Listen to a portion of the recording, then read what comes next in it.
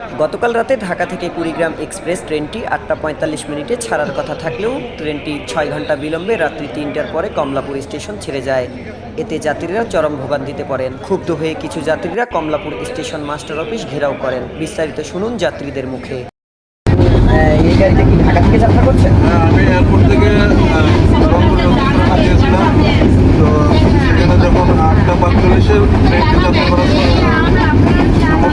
সময় ছিল, তো সেখানে আমাদেরকে মেসেজ দিয়েছে 11টা 30-এ। যখন এয়ারপোর্ট পৌঁছাইলাম 11টা 30-এর উদ্দেশ্যে, তখন এসে দেখেছে 12টা 30 লেখা আছে। 12টা 30 অপেক্ষা করতে করতে দেখা যাচ্ছে 3টা বাজে ট্রেন আসছে। এই যে দীর্ঘ অপেক্ষা, মানুষের যে ভোগান্তি, এটা খুবই মানুষের জন্য কষ্টকর। আর যে স্টেশনের অবস্থা, সেখানে বসার জন্য বসা খুবই কঠিন। বসার সবচেয়ে বেশি কঠিন অবস্থা সেখানে বসে থাকাটাই, কারণ বসার জন্য অপেক্ষা যত তুলনায়